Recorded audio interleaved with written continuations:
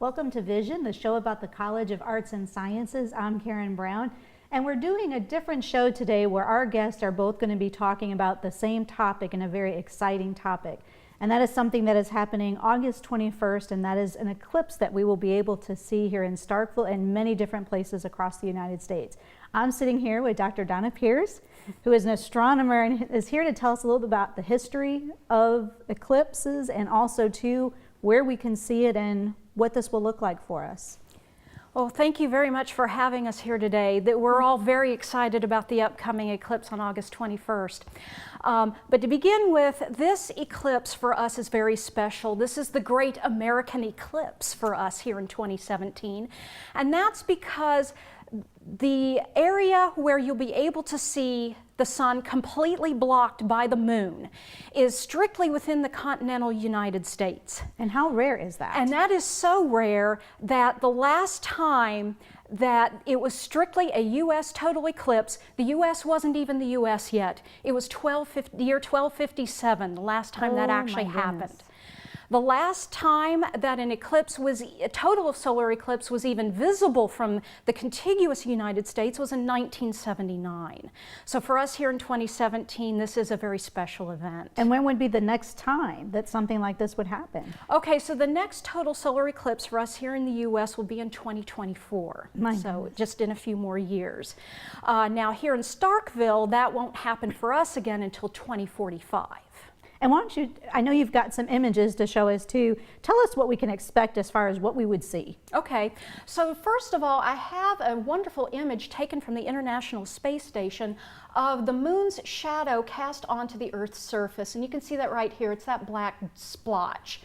That is the moon's shadow, and basically anyone who is on Earth's surface that is within that shadow will see an eclipse. Now, certain parts of the shadow are darker than others, and it's in the deep heart of that spot where a person standing there can expect to see what's called a total solar eclipse, meaning that the sun will be completely blocked by the moon. My good. Now, show us that path across the United States and what we can expect as far as visibility and seeing what we will see and not see during the eclipse. Okay, so what is called the Path of Totality, which is where the shadow will strike Earth's surface. Here in this image you can see it crosses the continental United States. It begins over on the Pacific coast in Oregon and will span all the way to the Charleston, South Carolina area.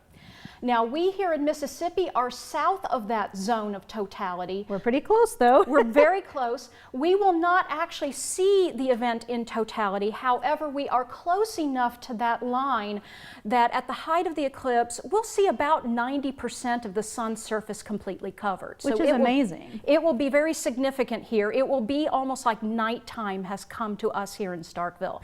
Even if it's overcast that day, we will still know that there is an eclipse happening. So what will it look like? I think you've got another image to show us too of what that would look like. Yes, so the first image I have here is what folks who are in the zone of totality, say up closer to the Nashville, Tennessee area, are more likely to see. And they'll see this at the height of the eclipse. The surface of the sun will be completely blocked by the moon, and they'll be able to see that fuzziness. That's the sun's outer atmosphere that we call the corona. Now, for us here in Starkville, we will not get a view quite like this. We will get a view that's more like this right here. So here you see a significant fraction of the sun's surface is being blocked by the moon, and this will be more like what it will look like just after the maximum extent of the eclipse later on in the afternoon when we're past the maximum extent, but the eclipse is still very much going on. Absolutely amazing. What is the time frame of the time that this will happen here in Mississippi? Okay, so for those of us in the Starkville area, the eclipse will begin right around noon local time. That's when we begin to see the very first bite of the sun appear to be taken out by the moon.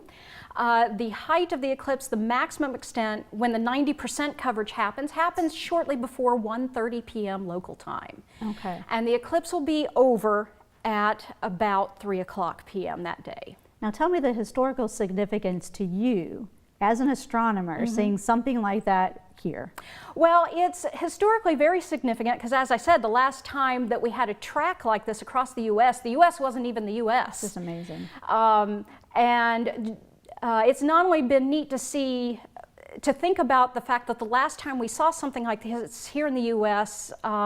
Was that long ago. Yeah. But also it has been overwhelming to see the amount of public interest there has been in this eclipse. It's been wonderful to see members of the general public, many of whom don't even nominally pay attention to astronomical events, come up and ask me all about the August 21st eclipse. Well, and when we come back, we're going to be joined by one of your students who's going to talk to us about how to view the eclipse and safely. And we will be right back. In today's information age, speed and technology drive innovation and economic advantage. At Mississippi State University, our Cray supercomputer is among the fastest academic systems in the world. How fast? Wrap your mind around 593 trillion calculations per second. What can we do with a system like this? What can't we do? When NASA had safety concerns with John Glenn's shuttle mission, they turned to us. When the Navy needed a better submarine, we helped design it. We built a better, safer engine cradle for the Corvette, assisted Homeland Security with cyber strategies, and predicted severe weather patterns for NOAA. We're changing the game for supercomputing while helping protect and shape tomorrow, opening up a whole new world of possibilities. Have you ever thought about what it would take to eliminate one of the most dreaded illnesses of the year? At Mississippi State University, we're dreaming big, fast on the heels of scientific discoveries that will lead to the prevention, diagnosis, and treatment of flu and other illnesses. For researchers, the biggest challenge is keeping pace with viruses that are constantly evolving to become more contagious. But at Mississippi State, we have the upper hand. Our scientists are working with teams around the world to predict when and where new viruses will emerge, combining forces to create flu vaccines before epidemics actually hit. That's because, as a premier research university, we believe it is our responsibility to help improve the lives of those around us. And we're working hard to help create a world where the flu is something children will one day read about in history books. Imagine the flu as something children read about in history books. We are at Mississippi State University, where we ring true. And welcome back.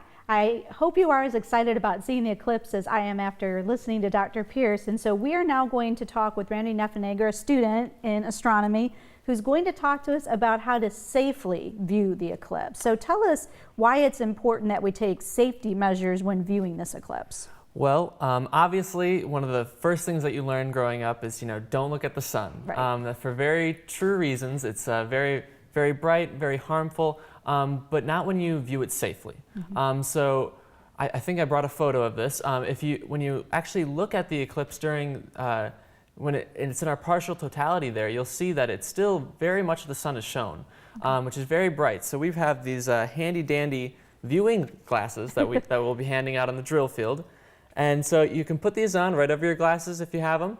And well, right now I'm wearing them and I can't see anything. They're tinted, so only light from the sun can truly make it through these. So with special equipment like that, it's safe to view the sun. So hopefully when people come to see the eclipse on campus, we'll be handing these out on the drill field, and they can safely view it. Plus we'll have our own equipment. We'll have solar telescopes, which have filters that specifically only let one wavelength of light through. So it's very, very dim, and you can safely view the surface of the sun. And we want to reiterate too that even though those look like sunglasses or some type of shade, correct, nothing can replicate or be like those glasses, correct? Yeah, correct. So these glasses, although they look like they are 3D glasses that you get, the old 3D glasses that you'd get at movie theaters, or they look like just, some dollar store sunglasses, they are completely safe. If I held them up to the camera, you would not be able to see anything through these. And they all say on the inside that they've been, authorized, certified, safe. so that way you can properly view the sun and hopefully view it again. And I want to make sure too, people realize too, so at that moment of, and like we will not have the total eclipse here, but somebody might say, well, I'm seeing most of the eclipse, am I still okay? You still want to wear the glasses, right? Yes, so although it'll seem dimmer, like almost like a sunset or twilight time, still then you don't look at the sun then, you shouldn't look at it now. It's still going to be very bright, you're still looking directly at the sun. Even a portion of it can blind you if it's not done properly, but if it's done properly, it's very fun, very safe, and a very interesting experience. And if you're not going to be on the drill field the day of the eclipse and you're going to be somewhere else, I know people view this show from all over, there are other places you can get the glasses, right? So we've been communicating with the local weathermen. So I know they have some solar glasses that they're providing. Also, you can look online for solar glasses. You can buy your own, or some places might have some for free. I would say get them sooner rather than later, as they might start to sell out very quickly. But also, besides using solar glasses, you can easily go to the NASA website for search NASA Solar Eclipse 2017. It'll be the first thing to come up, and they have all different instructions on how to safely view it with methods besides just the solar glasses. Any tips that you would give the average person for August 21st? Well, I know you will not be here, correct? I will not be here. As an astronomer, I'm a little bit too much of a nerd to miss out on viewing the total eclipse. So I'll be driving up to Missouri so I can see the total eclipse. But we're putting together a really great experience down here in Starkville. So if you're in the Starkville area or surrounding Golden Triangle area, I really suggest coming to campus, coming to the drill field, and we'll be having from noon to 3, that's when the actual eclipse that's the start to end time of the eclipse in our area. So from noon to 3, we'll have activities on the drill field, educational activities. We'll be handing out solar glasses. We'll have our solar telescope set up, and we'll actually experience our maximum. So when the sun, is most blocked out at approximately 1:30 in the afternoon on August 21st. So I really strongly suggest coming out, seeing that, talking with us, and learning a little bit about it. And if it is cloudy or overcast, we have alternate plans in place. Hopefully we won't have that, but if we do, we'll have a live stream of it coming from one of NASA's many telescopes that'll be viewing it. And it'll be a great experience overall. I'm glad you mentioned that, because I failed to mention that. What does happen if it's cloudy?